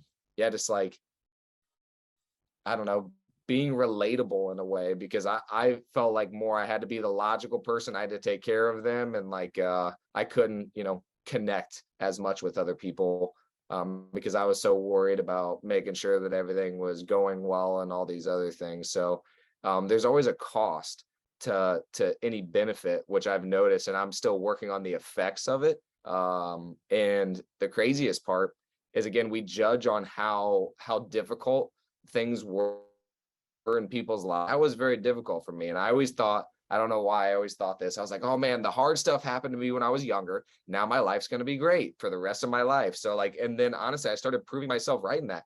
I got a job. I started making 6 figures, and then was doing very well. I had a wife, and like, dude, I was like, dude, my life is great. My life was perfect. I had all the bad stuff that happened to me when I was younger, and now nothing bad's going to happen. And then when I was probably 24, 25, my wife left me, and she cheated on me and left me because I wasn't there for her emotionally. And that was like the most difficult thing that I've ever been through. All that other stuff that happened in the past did not compare to the level of hurt that I felt when that happened. And, Spencer talked about not being in control. And like, that's like kind of like in my sense, like that was me not being in control. Now I had no control over that. In some sense, obviously there's some stuff that I did that led to those things happen, but I didn't have control in that moment, whether or not she was, going to stay or leave or anything that I could do. And so what it did is that actually broke my ego. So like, I kept thinking I was always right, always right, always right. That showed me, dude, you can be freaking wrong. You don't read people all the way. Like you don't know everything that people are experiencing, feeling, or anything. Cause I was very good at reading people. I still am good at reading people, but I have to, like Jimmy talked about, have effective communication, make sure that I'm understanding them correctly. Hey, when you say this, what do you actually mean when you're saying this, to make sure that I'm actually understanding them? Cause I just assume that I know what they're saying, and I assume that I know what they're meaning, but I couldn't have been more wrong. So that's what broke my ego and helped me to realize that I'm not all the way in control. Like it's not me in control. Like there's things that are way bigger than me. And Jimmy actually was there during that time, and that was about the time that I really started getting close with Jimmy and helped me work through that stuff, and then honestly gain my confidence. But it's crazy how, again, we judge people's traumatic experiences, and most people would think my past was like way more traumatic, but the divorce was the most traumatic thing for me, that broke me. And most people were just like, dude, you're a young, good looking dude who's making a lot of money. You're fine. Like, it's not that big of a deal, but it was the biggest deal that I've ever been through. I just want to comment on some of those things, Dakota. Like, you're awesome, man. And so are you, Spencer. And so are you, Derrek. Like, it just gets me really deep to think of, like, hard stuff sucks. But at the same time, we didn't go through, like when you say it didn't go through it, I know that's not maybe what you meant, Derrek, but a lot of people do see it that way. Like, oh, they just haven't went through hard stuff yet. It's like, actually, they probably have. They have not found how to create the problem into an opportunity, right? Because the wind, this is the structure. The wind blows on us all. It really does. The wind of opportunity, the wind of disaster, like the law of polarity always exists, where if something good is, there's always going to be something bad too. And we get the chance to fight that. The law of rhythm, where the tide comes in, the tide goes out. And then when we look at this, like, we get the chance to respond or react. So the people that it looks like those motherfuckers just don't get it. Well, they probably reacted to the situation because that's all they know. And then they have PTSD versus PTG, because everybody knows what post-traumatic stress disorder is, right? And a lot of us have that category and we let that run our lives, versus PTG, post-traumatic growth. That's a huge, like, game changer when you understand that you can have one or the other. You can turn your PTSD into PTG, right? And that's where you're just changing the meaning of what happened to you, where it can be for you and others too, because it doesn't end with you. It ends with everybody else. And I'm sorry to cut you off there, Spencer. You're going to say something too, though. But I really feel so compassionate and purpose-driven about these things right here, because, dude, like, life is hard, but it's also beautiful. And that's like the art of life that we can live to the fullest. Yeah, no, I was just, sorry, Dakota. I was just going to say, I was listening to Eric Thomas because his wife has MS. And he was talking about how he would pray for, him to be at home instead of out with his businesses so much. And he said, what I didn't realize is God was like, I'm going to touch your wife with MS to answer this prayer. Like that put him, and sometimes it's like, if we went back and we looked, it's like, okay, we can only see the direction our life took after that event happened, but we'll never see the direction our life would have taken without that event. And I think if we could see that, we'd be like, thank goodness this happened. Like, thank goodness, because it seems as if it would have been easier if something like this doesn't happen. But I definitely choose to believe that it does, and it pushes us in the direction that serves us, And I think part of that is too, though, is letting that whatever happened, let it serve you in a positive way instead of, Amen, bro. judging yourself, or it's deriving whatever meaning. But Beautiful. Yeah, there's always a road I think we don't get to see, like that where we would have gone on if something hadn't happened. And, maybe one day we'll see that road and then it all makes sense. But yeah, it's confusing sometimes, but like, I really love that PTSD versus PTG thing. Cause like the one thing is like, I've always said, and then we've all heard it. It's like, if all of us throw our problems into a pile, you'd pick your own shit up and go, like, you know what I mean? So it's like, obviously, like in my own head, like we all have done throughout our lives, you like you villainize your life. You go like, I've had it worse than all these people, like, especially when you're young. And then it's like, and then you have a conversation like this, and I hear other people's problems, and I go, oh, I'll take mine. I'll take mine. I'll pack them up. They're going home with me. And then with the PTG and PTSD, it's where it's like, even within the realm of your problems, like my family, like I don't need to go deep into my stuff, but like I said, like lots of addicts, and like not addicts in the sense like, hey, we like to have fun, like addicts in the sense like fall asleep in the yard, like, and stuff like that. And it was hard, but you do see this differential between different people, where like there's people in my family who like that is their excuse for reality. Like they just like they're just also turn themselves into bad people. And then they're like, we're me, and let's just say like my sibling, we have the same scenario, we have the same life, we have the same everything, and where she went a path that I don't love sometimes, and her answer will be, well, I did this because my parents were that way. Oh, I did this because of my childhood. And then someone might ask me like, Derrek, why have you worked so hard? Like, why do you try to be successful? And I would say the same answer. Oh, because my parents were addicts, because I had a bad childhood. So it just shows how much like you can like once, not only do scenarios end up so different between people, but the result of that scenario can be so different between people. And like one thing that really changed for me, I wanted to ask you guys, is like, it changed a lot for me this year. It changed my whole perspective. It actually gained me my love with my parents back to like a great degree in my own head. Like maybe not like they didn't know as much externally, because I was like just a caretaker in a sense for so many years, but I stopped villainizing people in my life. There's a big thing that's changed for me, where like when I used to talk about my father or my mother, like the story that immediately would come out of my mouth was like, oh, they were addicts, they were drunks, all bad. Or like when I talk about these things in my life, that's how I do. And then it's like when you really look back and you mature and you realize like I'm just villainizing these people. Like everybody hears about my parents, here's a horrible story. Everybody that hears about my childhood, here's a horrible story. But like what they don't hear is that 90% of the time we were happy. You know what I mean? Like 90% of the time I was loved, and I had a great life, and I was taken care of. And that's like, and I think for most people that have problems, I mean, still like 90% of your life was beautiful. And I think one of the best things for me was, it literally happened this last year because of PSI, but like that was my emotional thing that I came out of that with. So I went to my father, and I told him straight up, like I'm done blaming you. I'm done making you the villain in my story. Like I'm done allowing like you to feel shame forever for something you did. Like you are a human. You're just like me. I make mistakes all the time. You make mistakes. Like I think we imagine that our parents and these people in our lives have this like infinite knowledge, and they understand everything, and they should, but really like they're just like kids raising kids. You know what I mean? Like we're all just figuring stuff out. And I wonder, like, has that like with like your childhood with your father stepping on the pitcher, Spencer, or you, Dakota, with your parents, like, and you might not be there yet, or maybe you are, but have you got to the point where maybe you've changed that story in your own head? Like you've stopped villainizing them and you've understood it from that different perspective. Does that make sense? Dakota's turn to go first. Oh, Dakota's turn. Okay. Yeah. So, Yeah, lot of stuff, dude. One thing I'm glad that you actually said was two people can experience the same thing and go through totally different ways, because that's exactly what I was thinking, is just like you said with your sister. As far as like, the reframing with my parents, it's interesting to me that when I was such a young age,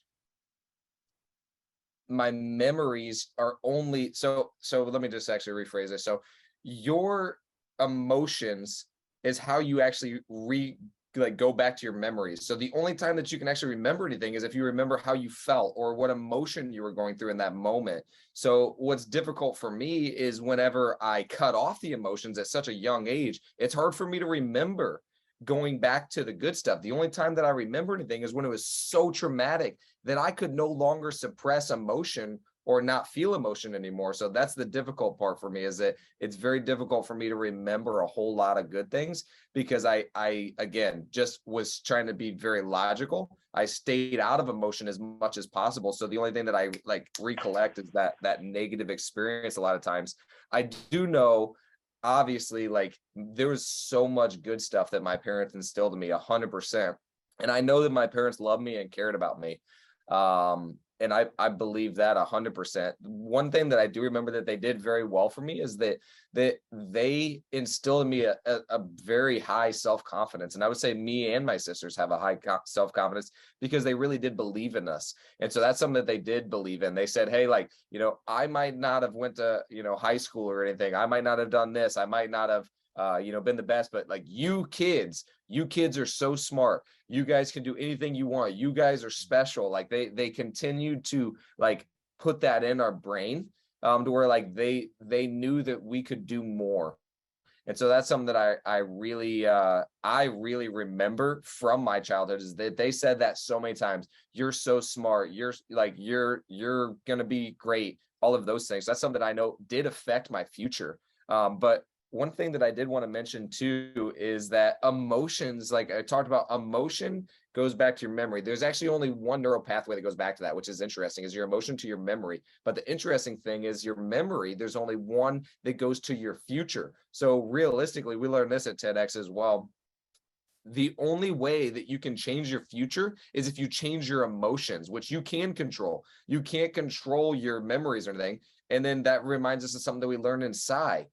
The event is not like what is actually changing your life. Just like you said, Derek, you had that event that happened in your life and your sister's life. You guys took two different paths. So that's not the event that actually changes us. It's the story that we tell ourselves about what happened for that event. So I'm glad that you talk about that. Change the story that happened about your past, that happened for you, not to you. And then you can actually change your future. Until you learn to do that, until you learn to change the emotions that you're feeling about this event of, oh, it happened to me, I'm the victim, you will never change your future. It's impossible. It's literally impossible, because your emotions go to your memory, which goes to your future. And if you can't change your emotion on how you feel about what happened, you will continue to do the same thing that you've always done.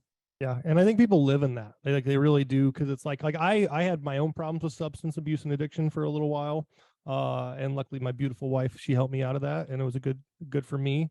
But like I remember even then, like the same thing my sister would do, which would be like in any time of self-reflection would be like, this isn't a reflection of me. Let me turn the mirror back to you. Like, it was just like always like, here you go. And I do remember like a pinnacle point where like I was like, no, I'm my own man, I'm my own thing. And that's where everything changed. So I love that. I never even thought of it that way.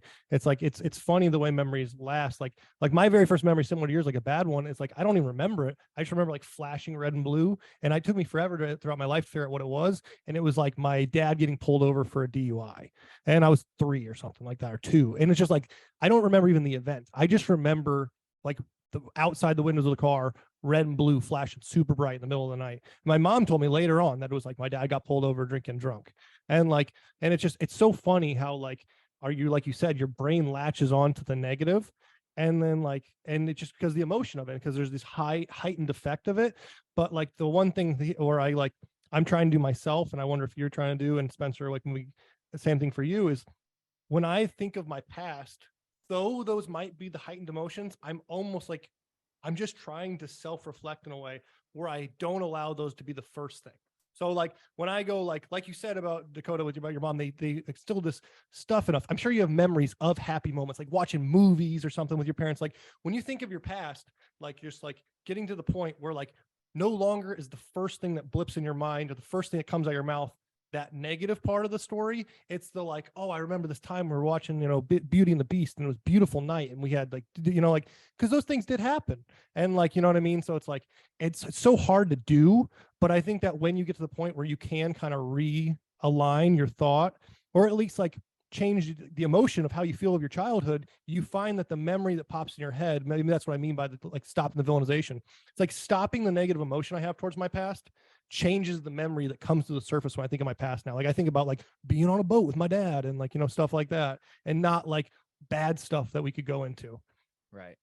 I think it's interesting to label the experience though good or bad. That's something interesting because like, now I don't see that stuff that happened to me. I don't see it as like a bad event anymore. So I don't know, like that's one thing that I do is I don't really label it like neither good nor bad. It just kind of like is what it is at this point. It's not like, oh, that was horrible. It's like, dude, actually like that made me who I am today. So it's actually pretty dang good. And like that's something that is very difficult for my mom to accept. Honestly, is like I don't blame her for anything. It's not her fault. It's not like I don't blame her. Like it is what it is. Same thing with my dad. It's like, dude, like I'm not mad at you anymore. I don't blame you.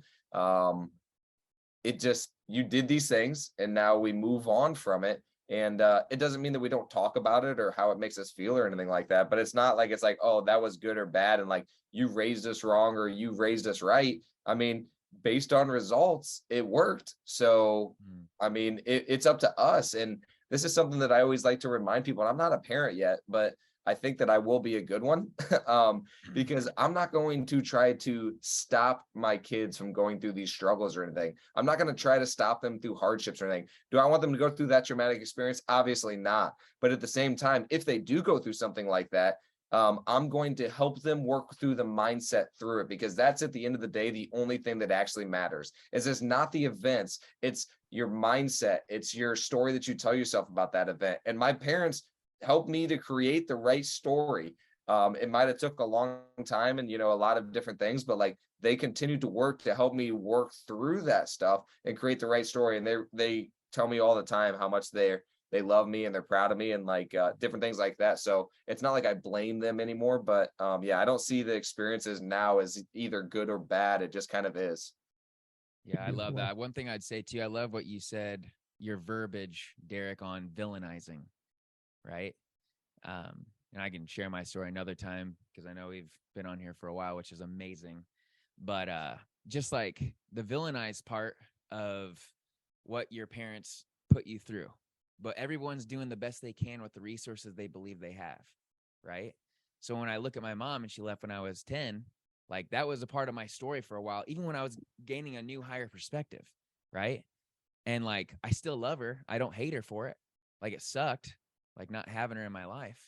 But it's kind of like similar to Spencer, 14 years old, like you finally met dad. Like, what the frick, bro? Where were you at, homie? And it's like, instead of villainizing, right, we can now also ask, like, what's their story? Like, what did they go through? And then I asked the freaking question for once. And I learned that, dude, mom out in Canada, Newfoundland, the rock, eh? Yeah. Out there, dude, she went through a life without a dad since 2. And a messy one too, where he kept coming back trying to kidnap her and stuff. Like, what? Yeah, bro. And then he created a whole new life with somebody else and never even told the children that he had with them about his other daughter and old marriage. Like, dude, that's so messy. And just like to feel not enough to where your father would share with his other kids that you were was in his life. Like, that's just so crazy to me. And it's like, man. And then you just wrote the story again in a different way. But you did the best that you could, because she wanted to actually take me. When she left for years back to Newfoundland, Canada, she did want to kidnap me. And she thought about it. She's like, yeah, let him come stay with me and grandma break. And my dad wouldn't do it. He wouldn't let her. Crazy. So it's just like so crazy, like the villainizing part. And then the emotional home. I wanted to get into that. So Tony Robbins is amazing in talking about this topic specifically of like, what's your emotional home? Because no matter what you have, no matter what you do, you can have the mansion out in California, you got all these properties and stuff, and it's amazing. But if your emotional home is pissed off and frustrated and sad, like that's where you're always going to go. That's where you're really going to live. So it's like, how can we change our emotional home to where we understand the meaning of things? And I love, Dakota, too, like where you're sharing like this biomechanics of like understanding that the physiology is only by an emotion. Because you don't have an emotional connection to revisiting your experiences and you want to get rid of it, you have to have the emotional connection first before you're able to burn that story that you made. So like, I really, really appreciate that too, to where it's like, man, that goes into so many things and I could get super excited and talk for 7 years. But like, as we look as parents, the only one on here that's a parent is Spencer. Yeah. Spencer, you're a freaking baller, bro. And I love that. And I love too that like, we're all going to be great parents. And what's cool is we understand what growth is required.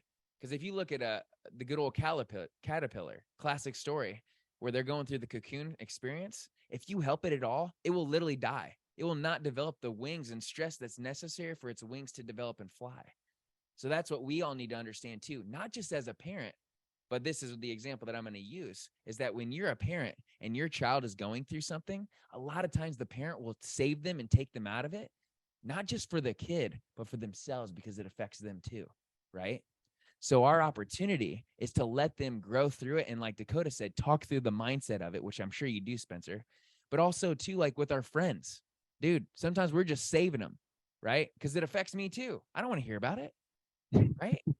Like, dude, let me just save you now. Let me go talk to this guy, right? I'll fix it.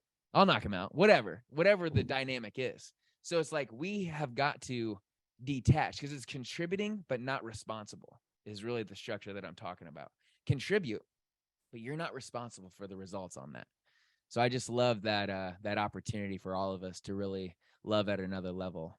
And it's like, gosh, like what's too much? What's not enough? That's the journey, baby. Yeah. That's a good question for Spencer before we get to like final questions and stuff, is let's go.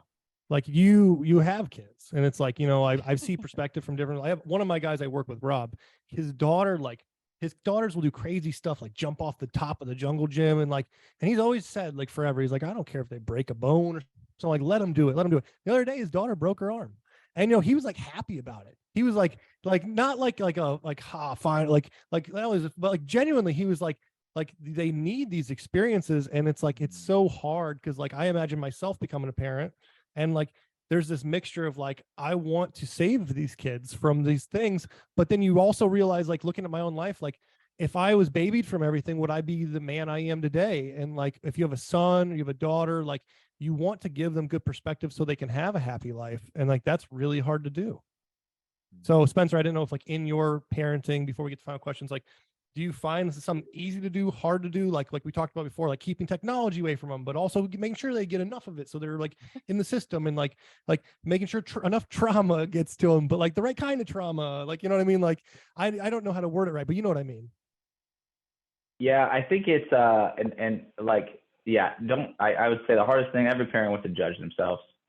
Like, it's really hard not to judge yourself as a parent, because those are your kids, you know? So it's like, and I try to take responsibility for as much as I can, but that also helps me, like becoming a parent, knowing that like, okay, my shortcomings as a parent, like my mom and dad went through that same thing, and I can't judge them, like stepping into their shoes and actually understanding their path. Like it's all, and so, yeah, I mean, having kids is awesome, man. Like you'll grow in an area inside of you that you just like, I guess it's hard to explain, but, yeah, I mean, there's always new challenges. Like every age comes a new challenge, and kids go through phases. And then, you know, like you're handling stuff, because like you can control for the most part as far as what's said and done inside the home. But once they start going to school, they go out into the world, and then they start coming into things that they didn't learn at home. And so you got to approach those. So you're constantly growing as a parent as they are as a child, you know? And so it's just, yeah. I have no, like, that book's still being written, I think. I don't know how to be a perfect parent, but I think it's loving them, and then knowing that, like, my thing is, like, I've always wanted to, if I come home, I want my kids running to me. Now, it's not like I want them running to me because like I want them to be excited to see me, you know, like for some reason, I don't know why, but I look at that as like, hey, when I walk in the door, what's my kid's reaction? You know, like when I get home from work, how do they respond to me? And, you know, if they've missed me, I feel like I'm doing a pretty good job. I don't want them to be dependent upon me. So yeah, there's a fine line where it's like, okay, you do need to let them hurt themselves because as a parent, you want to protect them. But what I quickly learned with our first child is like, you can't protect your kids from everything. Like something's going to happen to them and you don't have control of it. And then also credit the child too. It's like, hey, dude, they're a child of God just like you are. And there's a piece of you inside of them. And you went through all these things, so can they. And so I think it's like, don't let them like earn that confidence themselves and then kind of just like be the little bumpers in the bowling alley. That's like, if you see it getting too far off course, try to bump them back a little bit. But yeah, I mean, I've got two daughters and a son, and my first two are 16 months apart. So I'm going to have two girls in high school pretty soon. So ask me in a couple of years. But yeah, no, it's awesome, man. Having kids is the best. You know, building a business with kids can be hard sometimes, but sometimes I think that it'll be cool for them to be able to go back and reflect and see that. But there's also a fine balance there. And thank goodness I have my awesome wife, because I couldn't do this without her. That's for sure. But yeah, I don't know if that answers your question. I don't really have an answer for that question other than you will constantly feel like you're screwing up as a parent. At least I do sometimes. And you just don't judge yourself. Like, how can I be better the next time the situation happens, you know? And I will tell you, Joe Dispenza has helped me a lot because with your kids, you can get frustrated and angry and upset. And the whole, like, this is the chemical being released in the mind. Like, the environment that we're in is not controlling my response has certainly helped me a lot. Because kids will throw curveballs at you. Yeah. I love sure. the idea. I love the idea that these are just like little life coaches that you're paying to be in your life. Like, cause you're just learning so much from them. Like the most expensive and extensive life coaches you'll ever have is this kid that you birthed. But dude, and time goes by so fast. Like you like when you have a kid, it's another measurement of time. Like you can measure time in a different way. Whether it's like drawing their heights on the door frame and realizing how much they've grown in just like 6 months. And it's like, dude, I don't see you. I thought you were the same height, you know, you've grown 6 inches and it's like, I don't know. It's a different way to measure time. And then you look back at pictures, man, it's time's just precious, you know? Amen. I love it. I love it. I know we're gonna get to the end right here. One of the final questions I want to ask, I don't know if Jimmy has any as well. One of the ones I just thought was a fun little question I'd like to see both your guys answer on, because we obviously is a success podcast. We want to hear about success. So like for both of you, in like a quick synopsis, like if tomorrow you woke up and your bank account had $10,000 in it and all your other money and all your other assets were gone, you had the knowledge you have today, what would you do to get back to wealth in the quickest capacity? So if you want to start, Dakota, I'd love to hear your $10,000. Oh man. And everything's gone besides your knowledge. Dude, I could have zero and start me off with zero. Yeah, start me off with zero. I would go honestly, I'd probably be doing the same thing I'm doing now. I would literally just start going, meeting people, and then start buying properties again. Because like when I buy properties, or when we buy properties rather, we buy it with none of our own money, dude. Like we find private money, we refinance. Like, dude, I can build it with no money. And that's the coolest thing about what we've been able to create, is that anybody can do it now, because I can show you guys how to do it. And there's a lot of other people that can show you how to do it, but we built it with no money, literally none of our own money. And it was a fun thing. It's like a game now. So for me, I mean, take it all. I'll rebuild it. Yeah, I'll rebuild it. I love that answer. So the knowledge is really the key there, because you had to learn where to get these private lenders. You had to learn. So like the key there is like none of the value is in the capital. None of the value is in the assets. It's purely in what's between your two ears. 100%. 100%, dude. Yeah, take it all, and I can rebuild it all back. I'll rebuild it so much faster. Let's go. I love it. What about you, Spencer? Yeah, I would probably. So I know, and I don't know. It was Ryan Pineda and Bradley doing a golf thing together or something like that. One of them came up with this idea about like, why don't you let people pay you to just golf with you or something like that? And I would, and what Brad Lee had said is, he goes, if you can just get me to care about the quality of your life, we're probably pretty good.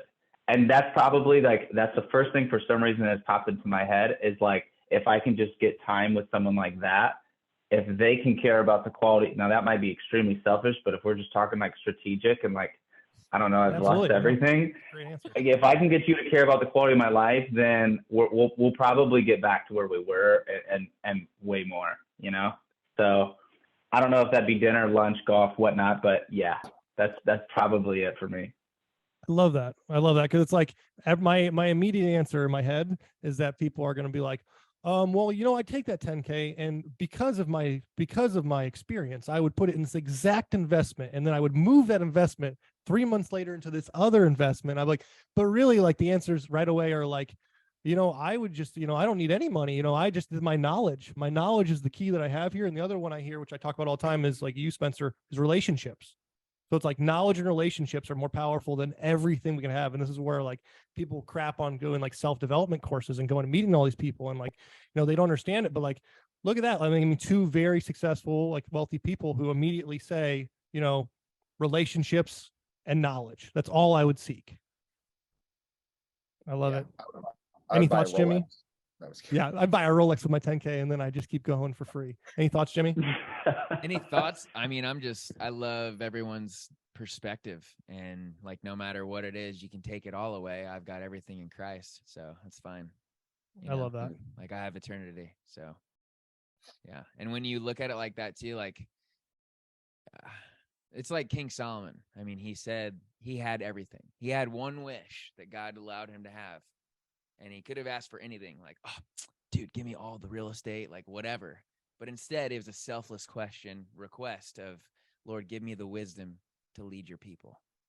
And through that, he got everything. And in getting everything, he kind of lost himself a little bit. And he says everything outside of your relationship with God, your spiritual experience, is meaningless. And it's like, wow, bro. Man. Yeah, that's just so beautiful to me. So I love that, like, no matter what you take from me, it doesn't matter. Right. But I will build it back. I love the attachment we have to these things because I've imagined before with some of my investments, I'm like, oh man, if this one goes awry, like in my head, I'm just like that little like uncertainty button where you're like, if this one goes awry, we're screwed. Like it's all gone. And then it's like, you really think about it and you're like, I've said it before where it's like this business that took me 10 years to build. That's scary to imagine losing, but I'm like, it would not take me 10 years to build this again. I could build this thing back in like 2 months. You know what 100%. I mean? Like, because I have everything I've learned along the way that made the business successful.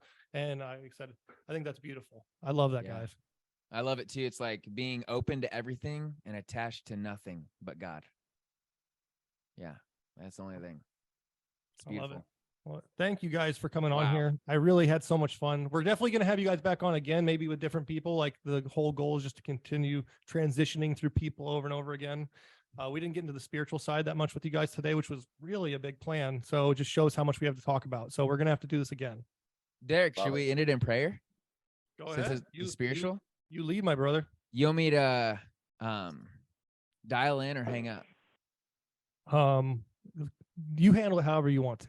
Perfect. So I'll end us. Okay. And that just means basically like, what's so cool is like a lot of us, we get into shame. Like, oh, I don't know how to pray. But really the only bad prayer is the one that didn't happen. Like God just wants to hear from you. So whether it's just a thank you or whatever, then we just go to the next person. So I'll end us. And then if anybody wants to say something, go ahead. All right. Father, first of all, thank you so much for this time with these amazing men. And thank you for all the people listening. I pray that you would help open the hearts of everybody listening, and that you would help to take this message and bring them closer to you, Father.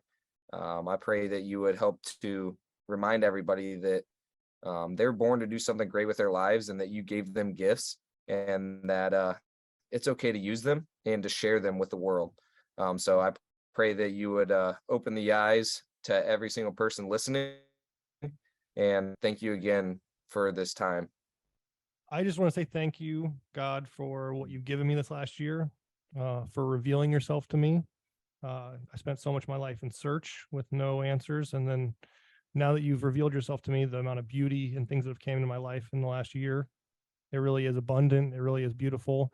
And outside of just that, just the amount of beautiful people I get to spend time with, like mornings like this morning doing this and our coffee talks and all the time I get to spend with these people, I appreciate it. And I'm so thankful for it.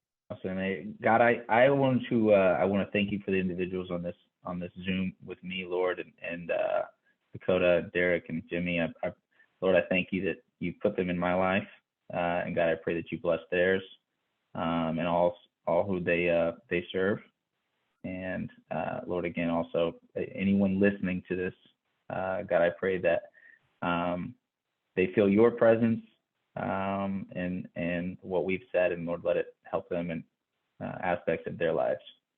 Wow, man. Amen. Hallelujah. Amen, Lord God. I just want to say the affirmation of truth, Lord, that we got the chance to all come on here, sharpen each other, and just, man, have a good old time, Lord. I'm super thankful for your love and the way that you move into our lives and help us find ways to live life to the fullest and just understand, like, man, this is so temporary. Lord God, last time at our small group, you had Nick Peasley share something with me. It reminded me of something, a really good story of just this man that was walking with Jesus on the beach and going through his whole life. And when he looked back on that walk with Jesus on that beach, he saw that there were times where, like, he was walking by his freaking self, that Jesus's footsteps were not with him. And he went to Jesus. He's like, God, like, why did you leave me in those hardest times, the hardest times that I could have ever experienced? You left me. Why? And really the question isn't why, it's what for. And it's for his purpose. And what Jesus told him was, he's like, bro, he's like, you weren't walking there. Those are my footsteps. I was carrying you. So just thank you so much for carrying us through hardships, that we can experience these things, to be able to relate to people more, to have more rapport with people, to have more connection, and to be able to understand that we're called to give the best that we can give, and that we can carry each other's burdens. And Lord God, we can't carry each other's burdens when we're not vulnerable, when we're not courageous, Lord, when we're not being honest and living the best that we could and just sharing our life with others. So Lord, thank you for this podcast, the Unshakable Lifestyle, Lord, that we can all come together and find a way to live this life to the fullest, Lord, that we can share our struggles, share our blessings, our opportunities, everything, Lord God, to where we can come together and rock it out for you. So Lord God, I pray lastly that we shift into the one gear that you know, and that's forward, never reverse. In your precious name we pray. Amen. Amen. And Amen. And You I guys just are want, amazing, yo. yeah, I just want to thank you guys for coming on. Thank you guys for just being so open and honest, and just thank you. I think it's going to show a lot of people that, hardship is not necessarily the end, it's the beginning. And like I said, I got a lot of love for you boys, and I can't wait for Dakota to get back from Vegas. We're all going to go out to dinner and have a beautiful time. So let's leave it at that. Like I said, you guys have a beautiful, beautiful day, and I hope you guys have a beautiful weekend. Amen. thank you guys. Thank you guys. Love you. You as well, Bye. guys. Peace. See ya.